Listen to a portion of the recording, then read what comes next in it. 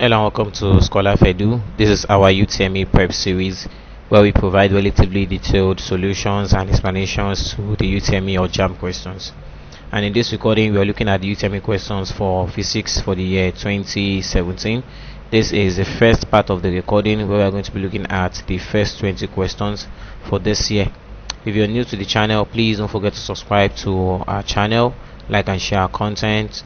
You can also visit our website at scholarlab.com to practice the JAMB exam and modular quizzes for free. So the first question here on optics, the focal length of a concave mirror is 2.0 centimeter. If an object is placed 8 centimeter from it, the object is at. Okay, so let's get what we have from the question. We are given the focal length as 2 centimeter. Okay, the object distance, okay, is 8. We have the object distance to be 8. The image distance we are not given, and that's what we are required to find. The image is at, so we have to find the distance of the image. Now what we have right here is what we call the image or lens formula that combines these three here. So we have the focal length, the object distance, and the image distance, and we are looking for this here. So we are going to make this the subject of the formula. And how do we do that? We simply bring this one here to the other side. We bring this to the other side. So when this comes to the other side, this is plus, it is positive here. So when it comes there, it becomes minus. So this will be 1 over f minus 1 over u is equal to 1 over v, or we can write it as this. Then we are going to substitute those things that we have here already.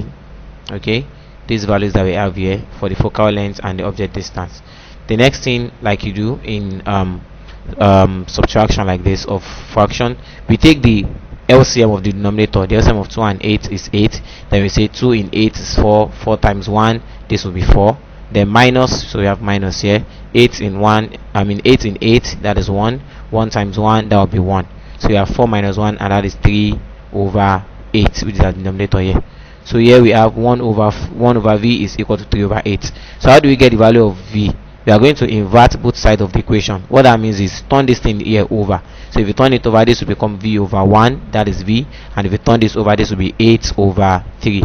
And when you divide this, 8 over 3 will give you 2.7 meter. Next on electricity, PHCN, that's the Power Holding Company of Nigeria, measures its electrical energy in, it is in kilowatt hour. PHCN measures electrical energy in kilowatt hour. Next on resolution of vectors, the resultant of two forces is 50 Newton if the forces are perpendicular to each other and one of them makes an angle of 30 degrees with the resultant. Find its magnitude. So if you picture this in a diagram, okay, let's draw this, okay, a diagram to represent this. So they said the forces are perpendicular, so let those forces be F1 and F2. Okay, let's be F1 and F. Okay, so since they are perpendicular, it means that the angle between them here is 90 degrees. That's what that means. And this is going to be the resultant, okay, of the force. We can take it as this, or we could sketch something. Basically, we can just leave it at this, basically. Now, so let this F, we are using this F as that force that makes an angle of 30 degrees. Let's say this is 30 degrees. That makes an angle of 30 degrees with the resultant. So we want to find the value of this, the magnitude of this force here. Okay, so how do we do that? We are going to resolve this force here, this resultant force, to the what? To the horizontal. Okay, we resolve it to the horizontal, and since the angle is here, the angle of inclination is to the horizontal here, then we are going to use cos theta. So the value of this force in the horizontal component is going to be FR, the resultant force, cos the angle that we have here, 30 degrees. So we are going to have this as 50 cos 30. So this is equal to 50 times the value of cos 30 is 0.860. Now in the exam you'll not be given a calculator where you can, the calculator that you will be given does not have these trig ratios, so you cannot check for cos and all of that. But some of these angles we call them special angles. They are angles that you're supposed to know their value, like cos 30 is 0.8660, sin 30 is 0.5, and all of that. So 50 times the value of cos 30, which is 0.8660, and this is 43.3 Newton. Next on nuclear physics, a piece of radioactive material contains 1000 atoms. If its half-life is 20 seconds, the time taken for 125 atoms to remain is Okay, so let's start by explaining what we mean by half-life. So the half-life of a radioactive material is the time that it will take it for that material, the time it will take for that material to decay to half of its original mass. Okay, so if this atom has 1000, if this material has 1000 atom and it has an half-life of 20 seconds, that means that after 20 seconds this material is going to decay to half, so it will become 500. Okay, so in 20 seconds this material will become 500. In another 20 seconds it will become half again, that will be 250. In another 20 seconds it's going to become what? 125. That's 250 divided by 2. So if you look at that, how many 20 seconds do we have there now? So the first time, okay, after the first 20 seconds you have what? 500. The next 20 you have 250. The next one you have 125. That is 125. So we now have 20 plus 20 plus 20. Okay, says like it's the case like over 3 times. So you have 3 times 20, or 20 plus 20 plus 20, and that will give us 67. Next question on electrostatics. The correct expression for the potential at a point, okay, distance r from the charge v in a electric field is. Alright, so the formula for the electric potential is given as V. The electric potential is equal to K here, okay, the proportionality constant, times Q, charge over the distance R. And the value of this Q here is 1 over 4 pi epsilon naught. Okay, the value of this Q here is 1 over 4 pi epsilon naught. So if we bring that into this, that means our electric potential will now be equal to 1 over 4 pi epsilon naught, this K here, multiplied by Q over R. So V is equal to Q over 4 pi epsilon naught R. So you have Q over 4 pi epsilon naught R, not this, Q over 4 pi epsilon naught R. Next, so you have a diagram here, and the question is, a typical transistor characteristic is represented as the graph D. The graph D represents a typical transistor output characteristic. Next on matter, in a discharge tube, most of the gas is pumped out so that electricity is conducted at. Okay, gas can be made to conduct electricity at a very high potential difference and a very low very low pressure. At a very high voltage or potential difference and very low pressure. So the gas are pumped out so that electricity is conducted at low pressure. Next on optics, which of the above is a natural source of light? The sun, the moon, and the stars are natural source of light. The street light is of course artificial, it's man-made. So we have I, and IV. Next on optics and light, an object placed at the bottom of a well full of clear water appears closer to the surface due to refraction. Okay, due to refraction of light from that object. Okay, so if you place something at the bottom of, let's say, a bucket of water, and you look at that thing is going to appear to be closer, and it will seem as if that water is not very deep. Okay, so what you're going to be perceiving is like an apparent depth or a seeming depth, okay, which is usually lower than the actual depth. That object is going to appear to be closer to you, okay, or it will appear that body, that container that contains the water, okay, is not very deep, so it will look like as if it is kind of like shallow. We have a website at scholar.com where you could practice exams for free, the UTME exam and the post UTME exam. It also features modular quizzes in physics, chemistry, and biology. So if you've studied a topic in any of the subjects and you want to test your understanding of the topic, you can head on to our website at scholar.com and take modular quizzes for free. Also, if you sign up on the website, it has a personalized dashboard where you could use to check your progress in learning. We also have interactive sessions on the website and on our social media platform. Freebies are also available to top performance on the website. Next, a boy drags a bag of rice along a smooth horizontal floor with a force of 2 Newton applied at an angle of 60 degrees to the floor. The work done after a distance of 3 meters is. So since this boy is pulling that object in the horizontal direction, okay, we want to calculate what is the work done in the horizontal direction. Okay, what is the work done in the horizontal direction? Now if you look at this, the force that the boy is applying is 2 Newton. Okay, but this is not the actual force in the horizontal. We need to resolve this force of 2 Newton in the horizontal. And how do we do that? Since the angle of inclination here is to the horizontal, then we are going to use cos theta. So the force, okay, if we resolve this force in the horizontal, that is going to be what? It will be this given force here, 2 Newton, okay, cos theta, that is cos the angle here 60 degree. Now the actual formula for work is force times distance, but here we are using FD cos theta, meaning F cos theta times Z. We are doing F cos theta times Z. Why are we not using F direct? Because like I said, we are looking for the work done in the horizontal, so we need to resolve this force.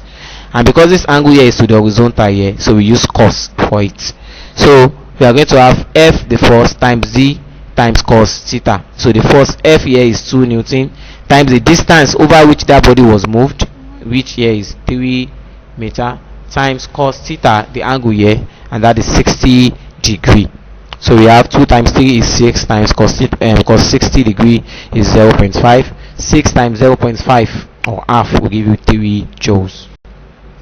Next question on gravitational field.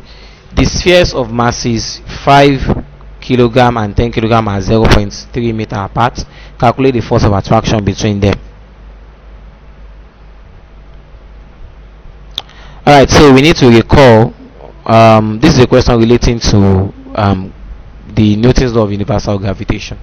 Now from the question, so the masses of the sphere, we have, let's say since there are 2 spheres here, let's just represent the masses as M1 and M2. So M1 is 5 kilogram, M2 we take this as M2, okay, 10 kilogram, and the distance between those two bodies is 0.3 meter, and we have G, the value of G, what we call the universal gravitational constant, to be 6.67 times 10 raised to the minus 7. Why are we bringing this? Because we are going to be using this formula here, this value of G here, we have it in this formula. This formula we are going to be using here, where this G is universal gravitational constant, M1 and M2 is the masses of those bodies, okay, the masses of the spheres as the case is here, and this R here is the distance between those two bodies. Okay, so we just need basically to substitute these things here into this formula to calculate the force of attraction. So we have G as this 6.67 times 10 minus 11 times M1 is 5 kilogram times M2, that's 10 kilogram, divided by the distance between them, that's 0.3, but this is squared, so you have 0.3 square. Then from here, if you do this is how we do this, do 6.67 times 5 times 10, you are going to get this value here, 333.5 times, then we just leave this 10 raised to the minus 11 as it is, divided by 0.3 raised to the power 2 means 0.3 times 0.3, and that will give you 0.09, which is what we have here. Then next, we now write this 0.09 as 9 times 10 raised to the power minus 2. Okay, 9 times 10 raised to the power minus 2, that's the standard form. Then we will divide this here by 9, just this one here, divide it by 9. So if you divide this by 9, you are going to get 37.05. Now times, we now use our law of indices for these two. We have 10 raised to the power minus 11 divided by 10 raised to the power minus 2. So what do we do? Since the base is the same thing, that is 10, 10, we just take that 10, then say this is 10 raised to the power minus 11. This division becomes what? Minus, then minus this power here, like minus, then this power already has a minus, so that's why I just have this, like minus. So we are using this minus because we have division here, but this minus here is already what we have here. So from here we now have 37 points. If you approximate this here, this will be 1 times 10 raised to the power minus times minus here is going to be plus, so we are going to have minus 11 plus 2, and that will give you minus 9.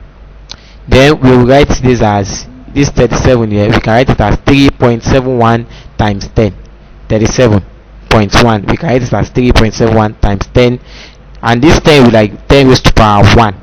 Okay, since anything raised to the power 1 is that same thing, so 10 is the same thing as 10 raised to the power 1. We then say this is 3.71 times 10 raised to the power, this minus 9 plus 1 here, okay, minus 9 plus 1, so this is 3.71 times 10 raised to the power minus 8. Next, on thermal expansion, when very hot water is poured into two identical thin and thick glass tumblers in equal volume, the thick one cracks because the crack is going to be due to the uneven expansion of the glass. That is, various parts of the glass is going to be expanding. Okay, that is in that thick one, that thick glass.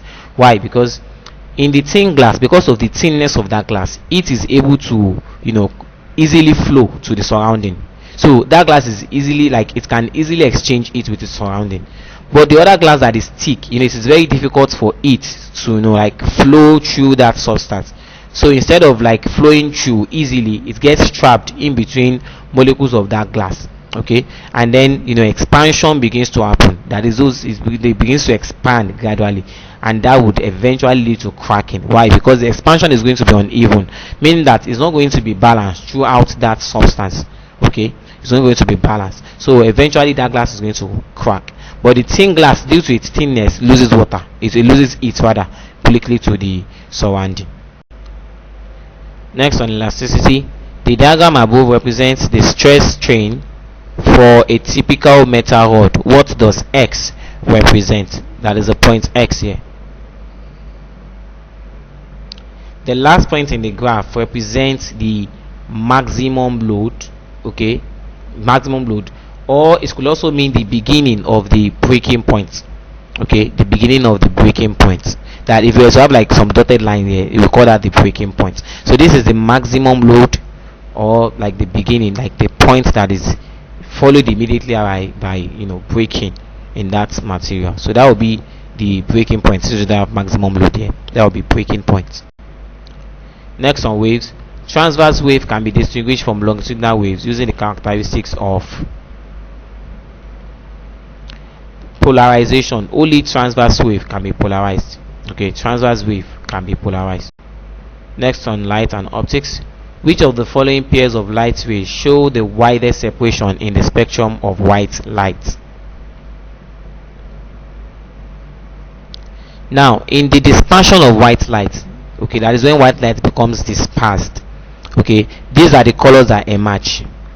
Okay, and if you look at these colors, the ones that have the greatest distance between them is the red and the violet. Okay, in between red you have all of this, in between red and violet you have all of this color here. So the red has the greatest, or the widest separation in that spectrum. The red is the least deviated color, while the violet is the most deviated color. Okay, so both of them has the highest separation. You can also join our online tutorial classes for different classes. We have tutorials for students in SS1, 2, or 3. We also have for UTME candidates, for JAMB candidates, for students who want to write the JAMB or the UTME exam, and for those who want to have the post-UTME exam after the UTME exam, and also for candidates that are sitting for WAEC exam or GCE or NECO. And we offer this tutorial on various platforms, so you could join us on WhatsApp or on Telegram, it could be on Zoom or on Google Classroom. So we have various platforms where we take our tutorial. The links to join the platform are available on our website at scholar.com, or you could also check it out in the video description below. Next, which of the following graphs shows the correct vector diagram for the circuit above? Okay, that is the graph A. Okay, the graph A here. Okay, now in the vector diagram of an RLC circuit, okay, that is a circuit that contains a resistor, an inductor, and a capacitor. Okay, the voltage across the resistor is going to be in phase with the current. It is phased like this. All right, while the voltage across the inductor, it leads on the voltage across the resistor by 90 degree, and that across the capacitor lags by 90 degree. So if you look at this now, you can see that what we have here, like this part here, okay, is what you have in here. Okay, voltage across the resistor is to here, and the voltage across the capacitor is, the inductor is directed upward. Next question on electronics. A transistor functions mainly as a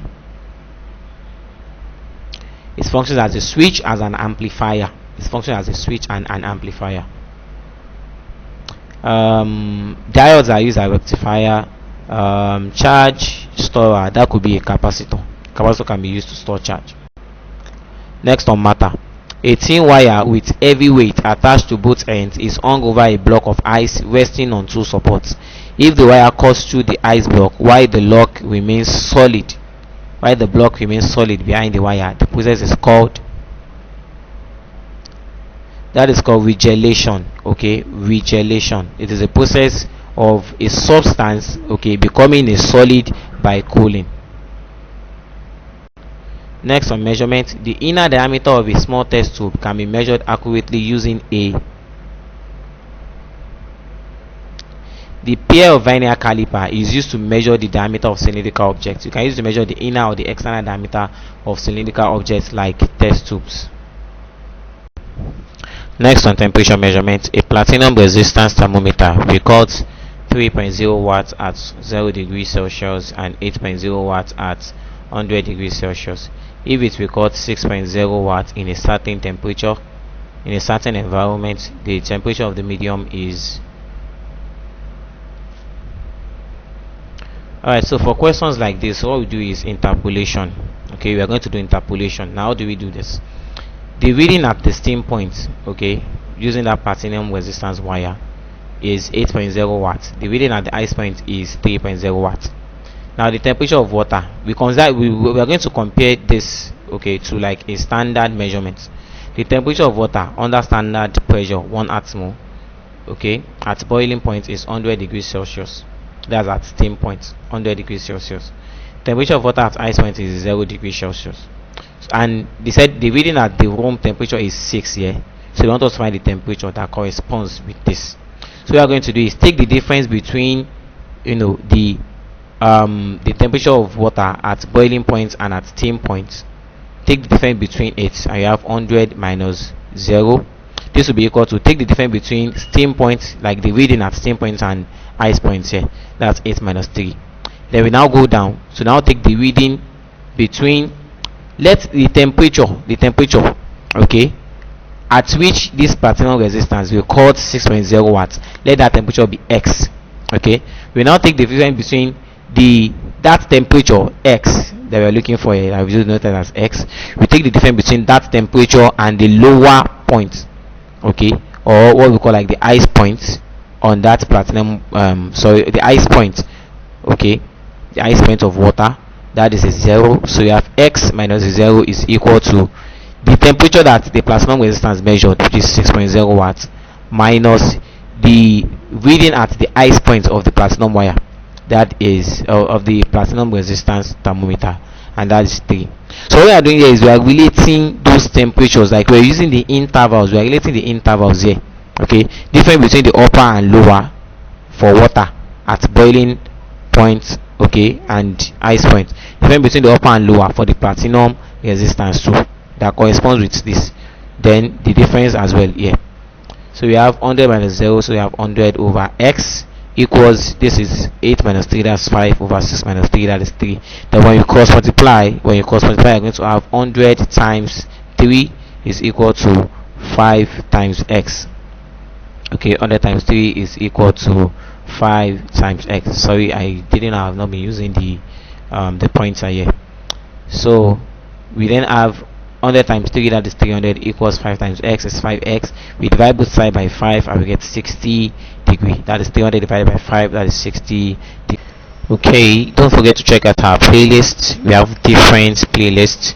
We have for full solutions to UTME or JAMB questions and in physics, chemistry and biology. We also have for modular quizzes as well. Okay, we'll also have a playlist for post UTME or post JAMB exam, and also for crash courses in physics, chemistry and biology. So don't forget to check out our playlist for the available videos. So that's it for this recording. Thank you very much for watching. Please don't forget to subscribe to our YouTube channel at scholarfedu. Okay, like and share our content, and visit our website at scholar.com to practice UTME exam and modular quizzes for free. Thank you.